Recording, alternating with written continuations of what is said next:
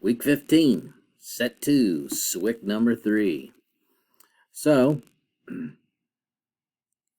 the conjugates theorem, that applies to two different types. Okay, conjugates that are in the form of irrational numbers like a plus the square root of b. They also have a solution a minus the square root of b. Kind of like the a plus bi, a minus bi. It's the conjugates idea. So we can do that with irrationals or with imaginaries. Well, let's see. If we come over here to the left side, that would be 16 minus radical 2. And this current one that I have is 0 minus 7i, which would also have a conjugate of 0 plus 7i, but we never talk about the 0. So we just write 7i. And that's the extent of that question. It really wasn't a very difficult question. Okay, question 7. Polynomial of least degree. Okay, least degree would mean, we could have something with a higher degree that has the two zeros in it, but we don't need it. Okay, so we first translated -3 into its factor x plus 3. Right? Remember, every factor in the universe is x minus, but if the minus is a negative number, then it's x minus and minus, or x plus. And then I just multiplied them together to get the x squared minus 2x minus 15. Not complicated, not difficult. You guys can handle that stuff pretty easily, I'm sure, by this point. Okay, question 8. Now that whole conjugate idea again, if you know that 4 minus 7i is a solution, you also know that 4 plus 7i is a solution. Now remember we talked about how all the factors have to be x minus? Well, so I'm going to zoom in on this so you can see that I wrote two factors. One of them is x minus 4 minus 7i, and one of is x minus 4 plus 7i. Well, in order to do this right, I want to distribute. It'll just make life easier if we do. That's a -1 we're distributing. And so it's going to look like this. And let's see if I can shrink this down just so it all fits on screen. All right, so I decided I would use the box, but now my box is bigger. Okay?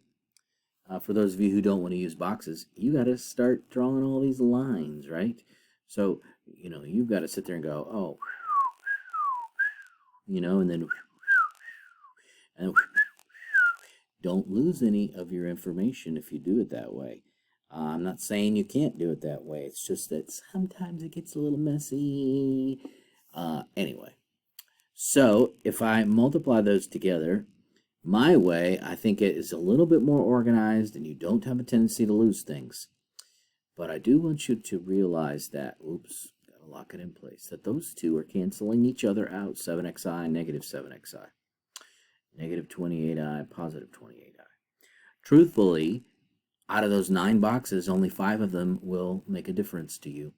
That's only happening if you multiply conjugates together, which we did.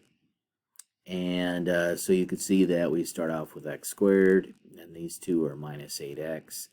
We've got 16, and the bottom right corner, remember the bottom right corner, that's -7i, +7i, that's -49i squared. I wrote that down here, but if I squared is equal to -1, which we know it is, then that means that bottom right square is +49. Well, that's a like term to the 16. All right, so what we did there, we added the 16 and the 49, and that gave us 65. So we have our x squared, and then we add the -4 and the x and the -4x, that's -8x, and then the 16 and the 49 makes 65. And so you can see that I filled in the boxes the way that, Math Excel gave me the first term being x squared. They even gave me the minus for the next term. I just had to put an 8 in there. And then they gave me a positive on the last one, so put my 65 there.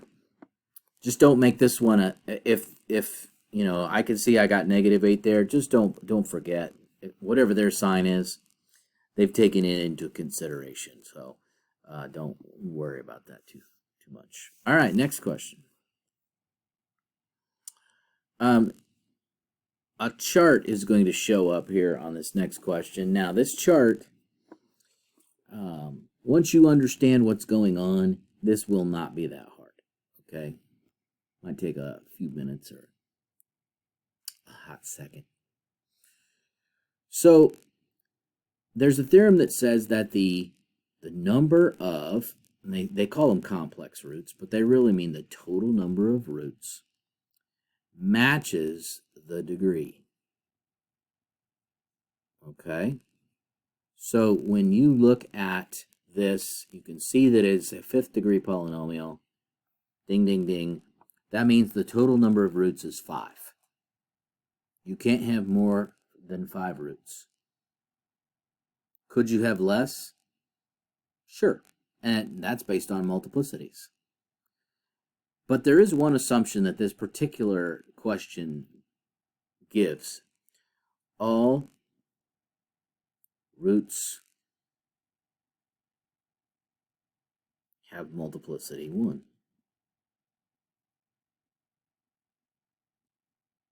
All roots have multiplicity 1.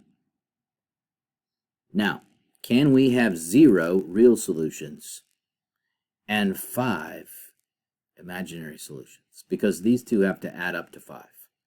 The answer to that is no, we cannot, because imaginary solutions come in conjugate pairs. Conjugate pairs, that is out of the question. Could we have 1 real solution and 4 imaginary solutions? Because that adds up to 5. The answer is yes, we could, because imaginary solutions come in pairs. Could we have 2 and 3? No, because that means the 3 imaginary solutions is not possible. Could we have 3 with 2 imaginary solutions? Yes, that's possible. Could we have 4 with only 1 imaginary solution? No, not possible because of the pairs issue. Could we have 5 reals and no imaginaries? Yes. So it says the number of complex roots. Well, that's definitely a 5. Then on the next one, it says the possible number of real roots. In other words, they didn't even ask me about the imaginaries. They only asked me about the reals. They wanted me to identify those. So we could have 1 real, or 3 real, or 5 real. But we can't have 2 or 4, or 0. Not in this case because of the fact that it's an odd degree. State the possible rational roots.